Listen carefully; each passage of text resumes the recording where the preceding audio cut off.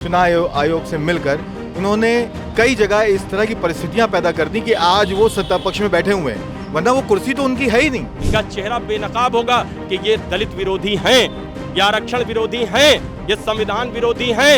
ये तो और खतरनाक बात है कि इस देश की संसद में केवल विपक्ष का प्रतिपक्ष का नेता जब खड़ा होता है तो सिर्फ उसी का माइक खराब है। ये लाचार सरकार आप देखेंगे, अभी घुटनों पर ये सरकार है और इस सरकार को बहुत जल्द आप देखेंगे परिवर्तन दिखाई देगा।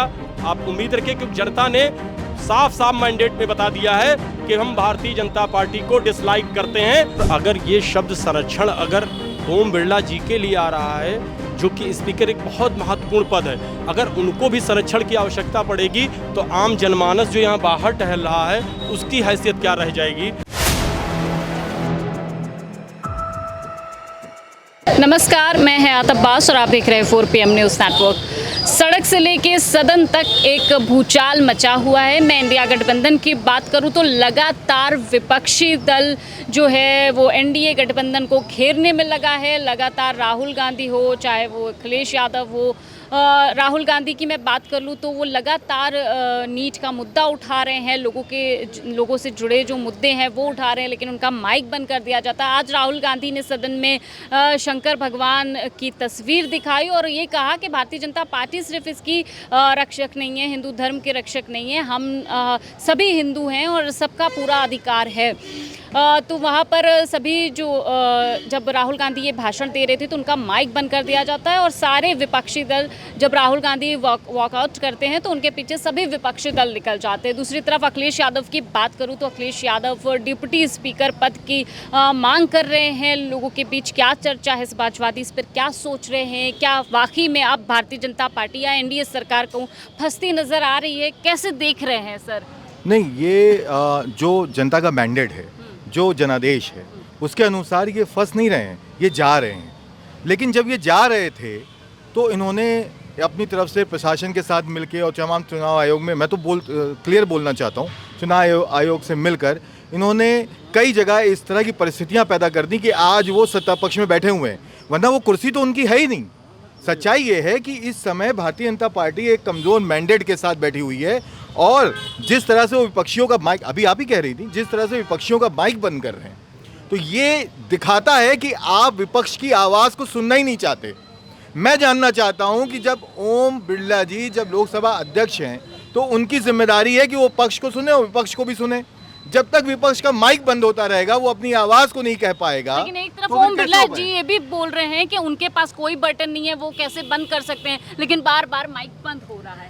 तो ये तो और खतरनाक बात है कि इस देश की संसद में केवल विपक्ष का प्रतिपक्ष का नेता जब खड़ा होता है तो सिर्फ उसी का माइक खराब है।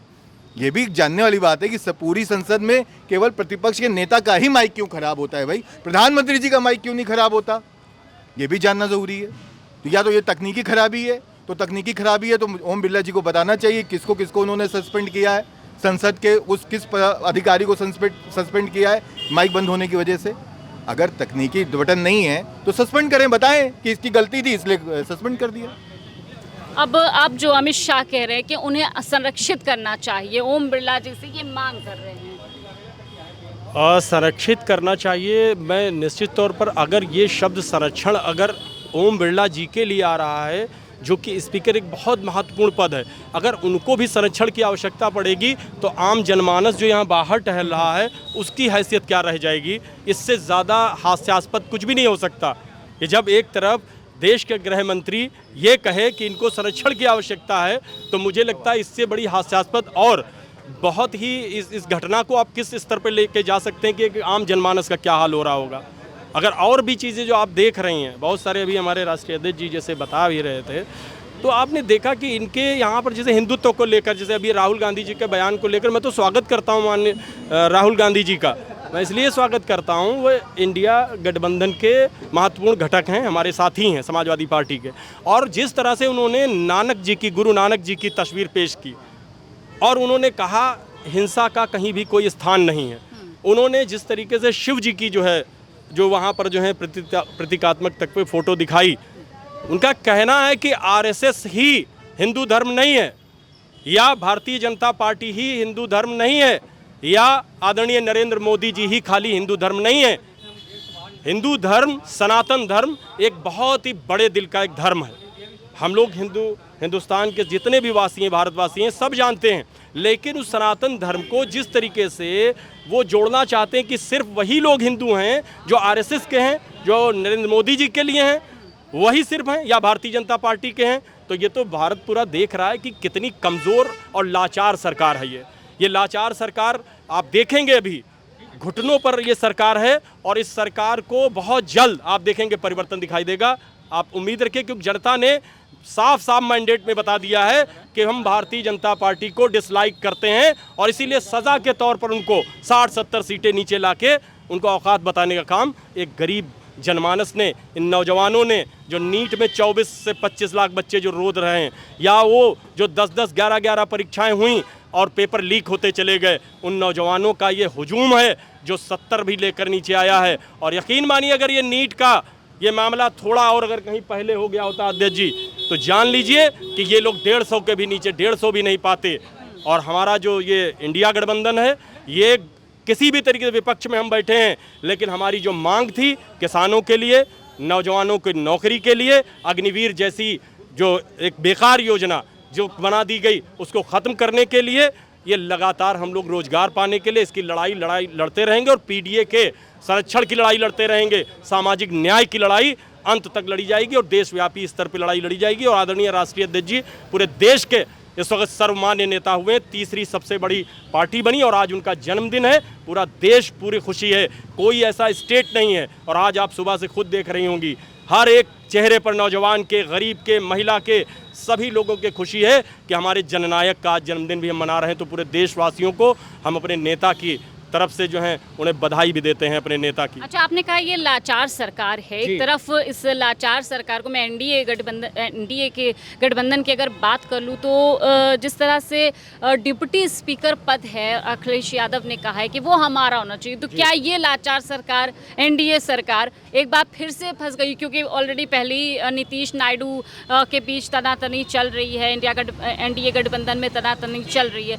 एक तरफ डिप्टी स्पीकर पद, क्या गले की फांस बन जाएगा भारतीय जनता? बिल्कुल बनेगा, क्योंकि हम लोग दलितों की लड़ाई लड़ रहे हैं, उनके लिए संरक्षण की लड़ाई लड़ रहे हैं, पिछड़ों की संरक्षण की लड़ाई लड़ रहे हैं। और हम लोगों ने डिप्टी स्पीकर बनाना, ये हमारा ऐसा नहीं, कोई भीख नहीं है, ये अधिकार है, अनुच्छेद हैं, उसके तहत है डिप्टी स्पीकर का पद। लेकिन डिक्टेटरशिप की, तानाशाही की भी हद होती है कि पिछली बारी उन्होंने नहीं बनाया, तो इसका मतलब ये नहीं कि आगे नहीं बनेगा। इस बार मांग है और हम लोग, ज़्यादातर लोग चाहते हैं कि दलित समाज से वहाँ पर जो हैं डिप्टी स्पीकर के हमारे अवधेश प्रसाद जी जो हैं वहाँ पर बैठेंगे, तो दलितों की भी आवाज़ मुखर होगी और पूरे देश के दलितों का मान और सम्मान की लड़ाई और ज़्यादा मुखर होगी। इसलिए डिप्टी स्पीकर का पद, और इनका चेहरा बेनकाब हो रहा है, इनका चेहरा बेनकाब होगा कि ये दलित विरोधी हैं, ये आरक्षण विरोधी हैं, ये संविधान विरोधी हैं, ये लोकतंत्र विरोधी हैं, ये नौजवान के नौकरी के विरोधी हैं, ये रोजगार विरोधी हैं।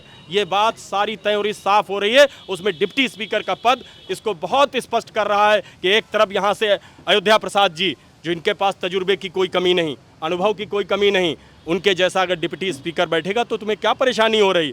बैठाइए, आप मंदिर धोने वाले लोग, लेकिन ये लोकतंत्र का मंदिर है, यहाँ धोने से काम नहीं चलेगा, यहाँ जनता धो देती है। और आपने देखा है अयोध्या में धोकर भेज दिया और अपने एक ऐसे नेता को वहाँ पर पहुँचा दिया जिनके नाम पर इन लोगों ने रोटियाँ सेकने का काम किया था, जिनके नाम पर इन्होंने राजनीति चमकती है, वहीं पर अयोध्या वासियों ने सबक सिखाने का काम किया। और निश्चित तौर पर वो डिज़र्व करते हैं, मैं तो कहता हूँ वो डिज़र्व करते हैं। मैं चूँकि प्रत्याशी रहा हूँ बांगरमऊ से, कॉन्स्टिट्यूंसी से, एमएलए का, विधानसभा का 2022 में, और मैं अपने क्षेत्र से और पूरे प्रदेश में जहाँ भी जाता हूँ, लोगों में बड़ा उत्साह है, दलितों में बहुत उत्साह है कि एक ऐसे व्यक्ति को अगर मौका मिलेगा तो दलितों के अंदर जो एक आह भरी हुई है उसको हम कम से कम कहीं ना कहीं जो उसे मिनिमाइज करने का काम करेंगे। अच्छा, नीट की मैं बात कर लूँ, लगातार सदन में राहुल गांधी नीट के मुद्दे को उठा रहे हैं, तो सत्ता पक्ष सुनना क्यों नहीं चाहता? देखिए, आप जानते हैं कि जिस तरीके का ये घोटाला हुआ है, आपने अभी कल बहुत सारे बयान सबके आ रहे हैं, सबकी पीसी हो रही। माननीय राष्ट्रीय अध्यक्ष जी ने इस मुद्दे को लगातार उठाया है, सदन में भी उठ रहा है, बाहर भी उठ रहा है। 24 लाख से ज़्यादा बच्चे, और ये एक नीट एक ऐसी परीक्षा थी कि जिसके तहत मालूम था कि ये फेयर परीक्षा होती है। आप बताइए, आप आंकड़ों पर जाइए, ये फंसे हुए हैं, ये बेनकाब हो जाएंगे, लेकिन इनकी डिक्टेटरशिप की आदत अभी जा नहीं रही है। 24 लाख बच्चों में मैं खुद डॉक्टर हूं और ये सामने खड़े ये भी डॉक्टर हैं, दोनों लोग डॉक्टर हैं इत्तेफाक से। CPMT हम लोग उस वक्त में हुआ करता था, क्वालिफाई करके पहुंचे हैं। मैं आपको बताना चाहता हूं, आप उस वक्त पे क्वालिफाई करके जी। और भी टाइम देखा जी, आपने, तो क्या मैं इस वही तरह से बताना जो चाहता पेपर हूं। लीक हुआ कभी? जी कभी नहीं हुआ। ये पहला ऐसा वाकया जिसमें आप देख लीजिए, धांधली आपको साफ दिखेगी। आप उसका जो एनालिसिस करेंगे, आप बताइए 720 है, आउट ऑफ 720 पाने वाले 69 तक बच्चे पहुंच जा रहे हैं। एक सेंटर के 9 बच्चे पहुंच जा रहे हैं। आप बताइए 2016 से और अब 2024, अब तक आपको मालूम है कि अगर 2024 को हम किनारे कर दें तो अब तक सिर्फ 7 बच्चे 720 लाए हैं कुल। पिछले 8 वर्षों में सिर्फ 7 बच्चे 720 लाए हैं 720 में से। तो आप जरा अंदाज़ा लगाइए कि आज की डेट में ये कहाँ से हो गया कि एक साथ आपके इतने ज़्यादा लगभग 70 के करीब बच्चे कैसे पहुँच गए। इसके बाद अगर आप डेटा उठाएंगे कि जो 715 से 720 के बीच के आंकड़े हैं, आप देखिएगा 3400 समथिंग या 3500% का इजाफा हुआ है। 1-2%, 5%, 10% हो सकता है, 50% का फर्क हो सकता है। इतना बड़ा फर्क कहाँ से आ गया? तो निश्चित तौर पर बहुत बड़ा घोटाला हुआ है, बहुत बड़ा धांधली हुई है और इसकी रीनीट की हर कोई मांग कर रहा है और इसकी जांच होना चाहिए और दोषी सब के सब जेल में ठूसे जाने चाहिए। ये इतनी नाकारा और निकम्मी सरकार साबित हुई है कि पूरे उत्तर प्रदेश में जितने भी जो पर्चे हुए सारे के सारे आपने देखे, सब के सब पर्चे लीक होते जा रहे हैं नौकरियों के। और अब एक नीट जैसी परीक्षा जो देश का भविष्य है, जो देश का स्वास्थ्य जिनके हाथ में है, अब बताइए आपके लोगों की जान की कीमत, ऐसे लोगों को अगर हम वहाँ बिठा देंगे और MBBS करके आएंगे तो आपके जान की कीमत किसके हाथ में पहुँचेगी, आप समझ सकते हैं। ये खिलवाड़ बहुत बड़ा सवाल है। और एक सवाल जो अंदर खाने से जो खबर निकल के आई है सूत्रों के हवाले से, ये भी है कि यूपी और सेंट्रल में तनातनी चल रही है, यानी कि योगी आदित्यनाथ को भी निपटाने की कोशिश की जा रही है। योगी आदित्यनाथ को निपटाने की कोशिश तो अमित शाह बहुत पहले से कर रहे हैं। हाँ। उनकी पूरी प्लानिंग है, लेकिन प्लानिंग में सक्सेस नहीं हो रहे हैं। अब कब सक्सेस होते हैं ये तो वो दोनों लोगों के बीच की बात मतलब है। ये तो डबल इंजन कल तक के कहा जाता था, आज आपसी में ऐसा।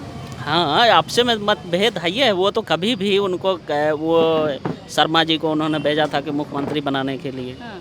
लेकिन यहाँ नहीं बना पाए। अब वो दोनों लोगों के बीच का है, वो कब बदल देते हैं वो तो उनके हाथ में है। आपने देखा होगा कि वहाँ क्या कहते हैं मध्य प्रदेश में वो समझ ही नहीं पाए और तुरंत उठा के फेंक दिया गया। तो ये अभी समझ नहीं पाएंगे, तुरंत इनको गायब कर दिया जाएगा। क्या लगता है ये जो डिप्टी स्पीकर वाला दांव कह लूँ अखिलेश यादव का है, कैसे भारतीय जनता पार्टी के लिए मुश्किल खड़ी कर देगा? नहीं, ये दांव नहीं है, ये तो जनता की आवाज़ संसद में उठे उसके लिए ज़रूरी है।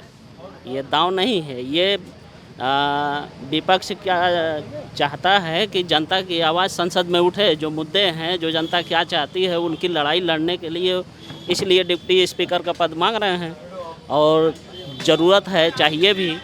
लेकिन सत्ता पक्ष चाहता है कि हमारी जो कमियां हैं वो जनता के बीच में न उजागर हो, इस वजह से वो देना नहीं चाहती है। बिल्कुल, तो लगातार भारतीय जनता पार्टी के लिए मुश्किल पे मुश्किल खड़ी होती जा रही है। एक तरफ नीतीश नायडू, फिर अब अखिलेश यादव ने ऐसी मांग रख दी है डिप्टी स्पीकर की बात कहकर कि भारतीय जनता पार्टी को ये शायद ना मंजूर हो और शायद यही वजह बने एनडीए सरकार के लिए एक बड़ी मुश्किल और परेशानी का सबब बन सकती है। फिलहाल क्या कुछ होगा ये तो आने वाला समय ही बताएगा। फिलहाल तमाम अपडेट के लिए 4 PM देखते रहे। कैमरा पर्सन सत्यनारायण के साथ मैं हयात अब्बास, 4 PM न्यूज़ नेटवर्क।